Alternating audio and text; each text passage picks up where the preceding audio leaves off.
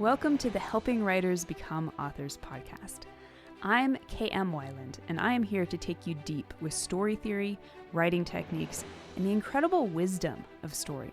I believe story is the greatest power on this earth, and that as writers, we carry the torch of wielding that power with responsibility, passion, and skill. There's no such thing as just a story. Today, it is my honor and my purpose to help you write your best story, astound the world, and maybe change your life. Hello everyone, I'm KM Weiland. I run the writing website helpingwritersbecomeauthors.com, and welcome to today's writing video.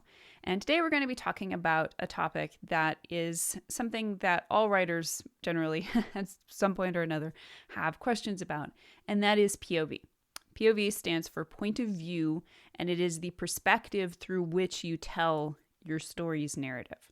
So specifically today, we're going to be talking about which person that you might want to use when choosing your POV. And by that, what's meant is either you're going to choose to tell the story through first person, second person, third person, or omniscient. Now, obviously, there are many other questions that come up around POV. There's questions of which characters should you choose to filter, the story through their POV. But that's a whole other topic. So I will leave links to some resources down below, including some great books by other authors that cover these topics in more depth. But today we're just going to be going over kind of what's the differences and the pros and cons, the advantages and the disadvantages of these different approaches to POV. So I'll just go over each one quickly, and we can just talk about some of the reasons you might choose them and some of the reasons you might not, depending on the type of story you're writing. And at the end, we're also going to talk just a little bit about head hopping. So the first one I want to talk about, just because it's the easiest one to move over quickly, is second person. So second person is when you would be telling a story using the pronouns you. So basically, it's as if you're saying that the story is from the perspective of the reader, right? So it's you are opening the door, you are doing this thing, you are fighting in the battle, whatever the case may be.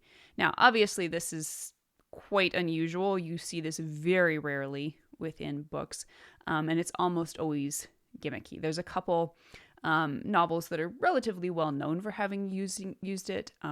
Bright Light's Big City is one of them, by J. McInerney, I think. And also Italo Calvino's If on a Winter's Night.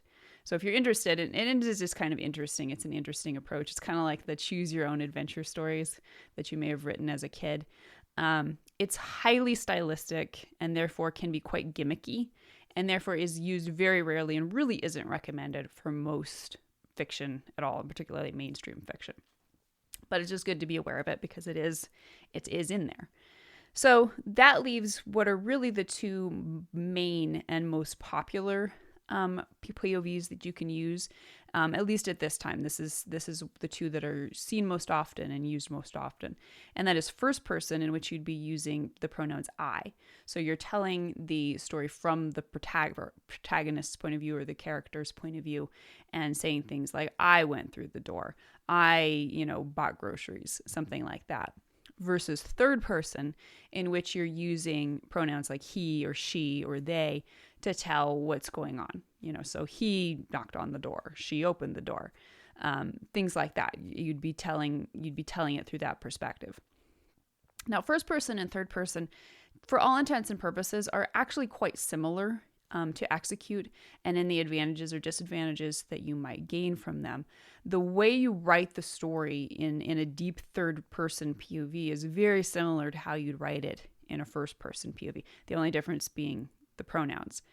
And in these POVs, what you're really trying to achieve is the effect that the entire story is more or less being told through the thoughts and the voice of whoever the narrating character may be. So again, it's very stylistic in the sense that the voice you're trying to create on the page is the character's voice, right? It's the same voice that they would use when speaking dialogue. only you're in their head. And so you can, as in any story, tell their thoughts through direct thoughts, which are told in present tense and usually italicized or something like that. But in these deep POVs, everything that's coming across is really in the character's point of view.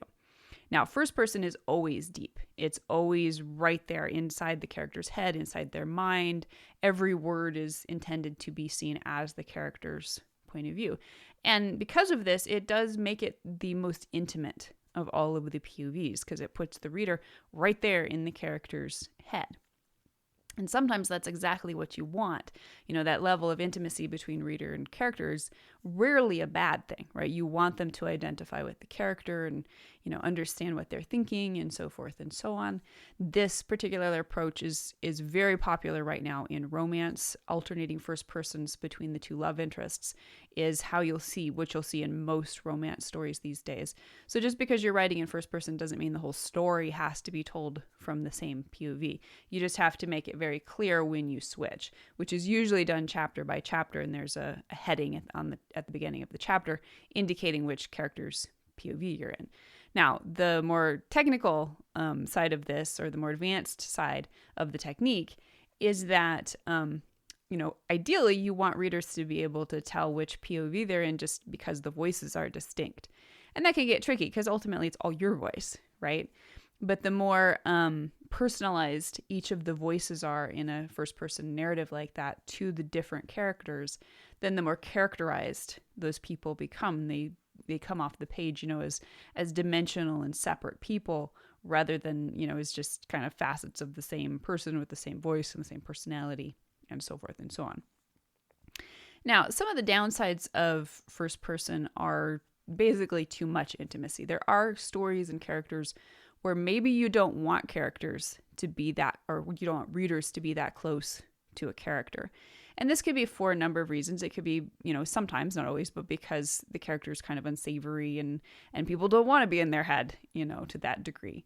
That's not always true because obviously there are stories, that are about horrible people and we're in their POV, and that can be a very fascinating way to explore, a dark psyche kind of within a story. But sometimes I think really the more complicated characters for first person are characters who are kind of in between, right? They're not entirely lovable, but they're also not, fascinatingly evil either. And their foibles are more things like, they're prideful, or they're, self-obsessed, or they're insecure. If that's not handled just right, that can become very grating within a first person POV because it's just constantly there in the reader's face that all the bad things that the character may be thinking either about themselves or others. And sometimes that's fine, sometimes that's part of what they're working through in the story. But it's just something to be aware of, that sometimes a first person can actually have the unintended effect of distancing readers from the character because they don't like the character as much. The character would be more likable if there was a little more distant. They'd be more sympathetic. Now, another aspect of this is that sometimes you don't want readers to know what's happening in the character's head. Like maybe the character knows something and you don't want the reader to know it. And there are definitely ways to get around this when you're writing a deep POV. And generally speaking, you do want readers to pretty much know what your character knows so that they can advance through the story with them, right? So they can identify with them as the story progresses. But there are definitely stories where you don't want readers to know. And in those instances, first person might not be your best choice. And one other thing I will say about first person is that generally speaking, if you don't have a really good voice for the character, if it's just kind of flat or monotone, then first person is probably not your best choice. This is not always true, but generally speaking, this can kind of just flatline your entire narrative in a way that wouldn't necessarily happen in a different kind of POV, just because it's not... it isn't lively, it isn't as interesting, and because of kind of the staccato nature that can sometimes happen when you're writing prose in a first person narrative, it just kind of exacerbates the flatness. So basically, if you're going to write a first person, and this is true regardless, but particularly if you're going to be writing a first person POV, you want to really try to find a character or create a voice for a character that's really interesting, that is lively and has personality and, isn't just a monotone recording of what they see and what they do and what their, how their thoughts are reacting. Now, third person, as I say, can be quite similar to first person, and that is if you're doing a deep POV. So one of the advantages of third person is it's quite flexible. You can do a lot with third person. And again, third person is where you are telling a story about someone else, right? So you're using third person pronouns like he or she. And that's how you're addressing the POV character.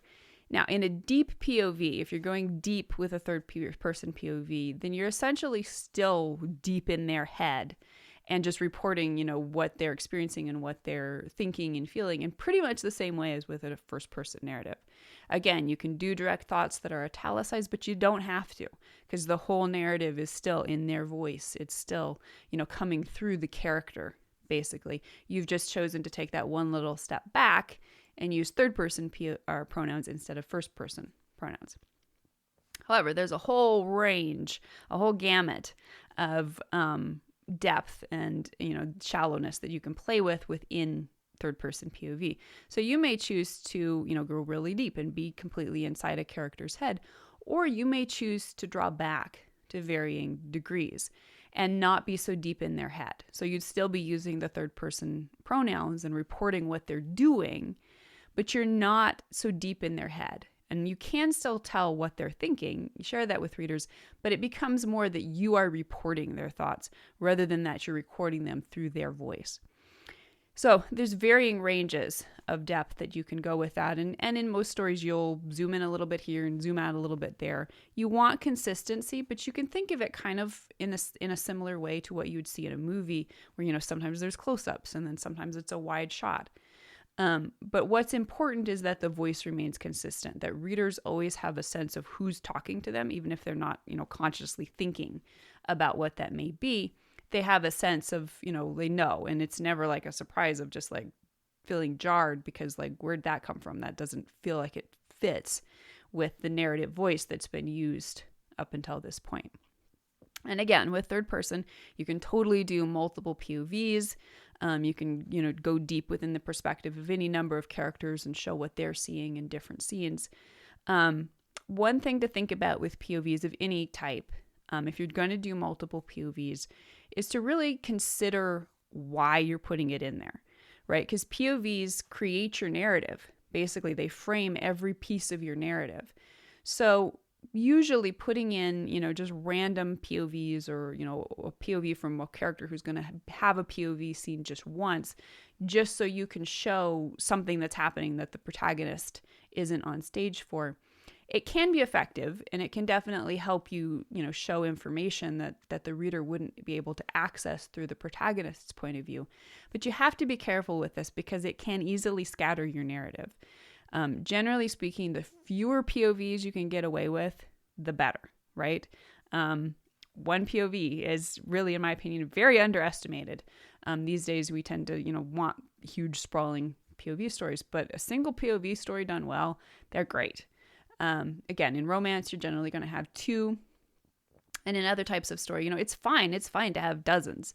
But what's important is that you're aware of how these POVs are interacting with the story's overall structure.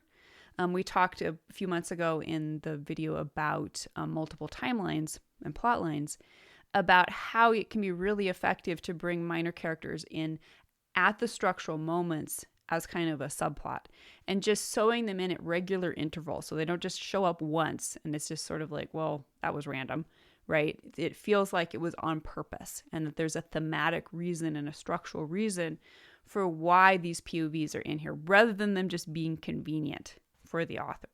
So that's always something to think about when you're choosing how many or which characters are going to get POVs within a story.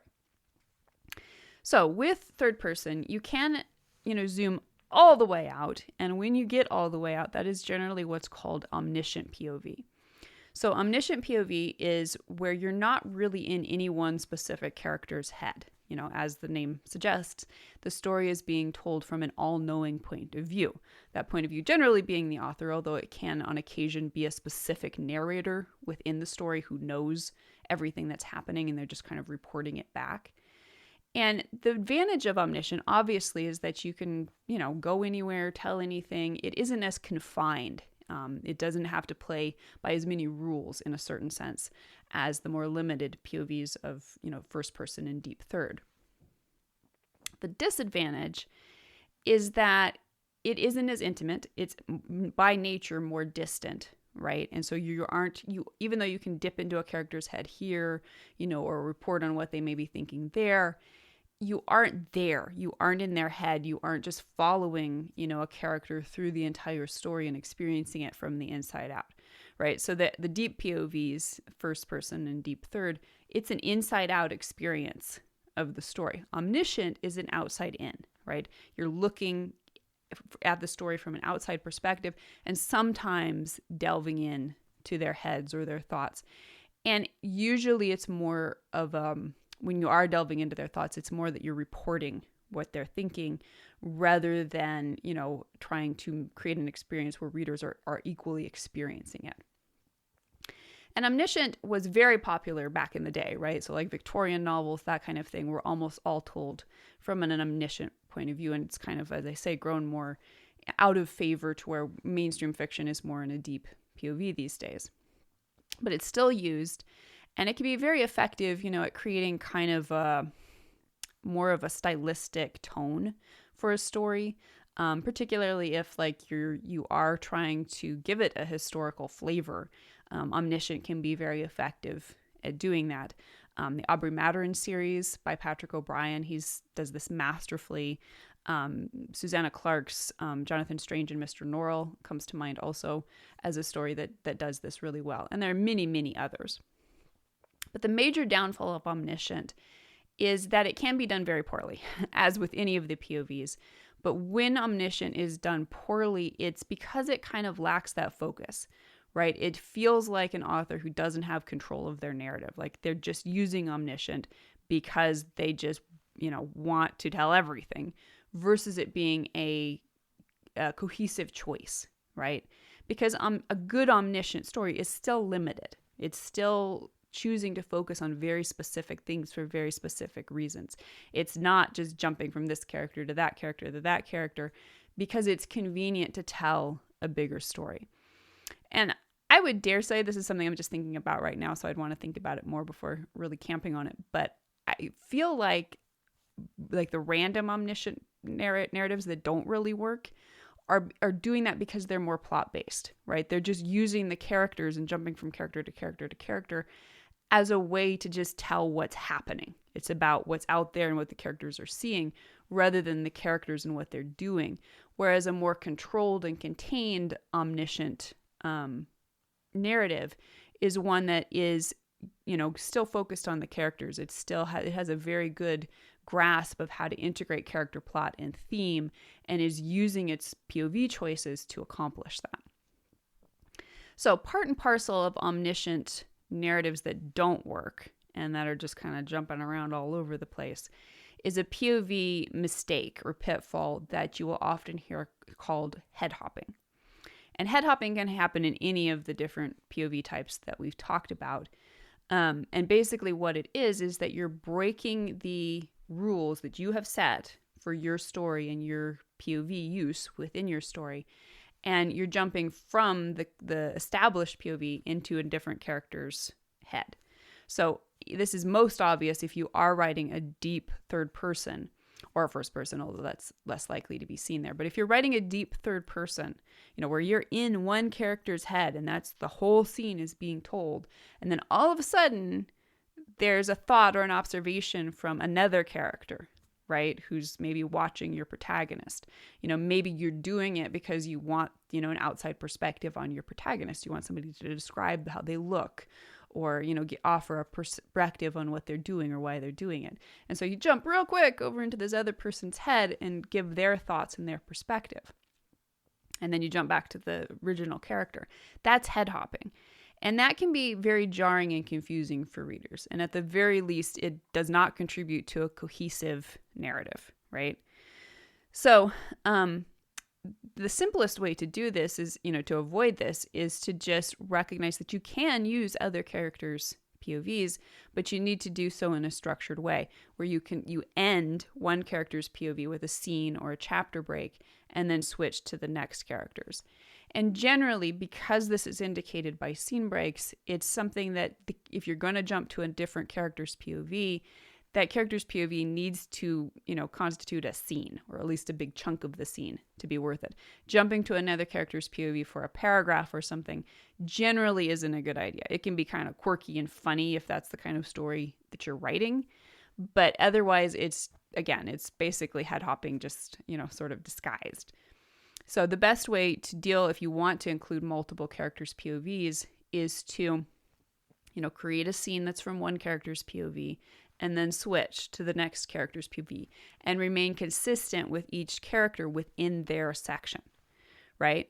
Now, this becomes a little more complicated when you're writing an omniscient POV that by nature is able to look into any character's head, right? And the rules do blur a little here. And it's a little harder to be able to say, well, that's omniscient and that's head hopping.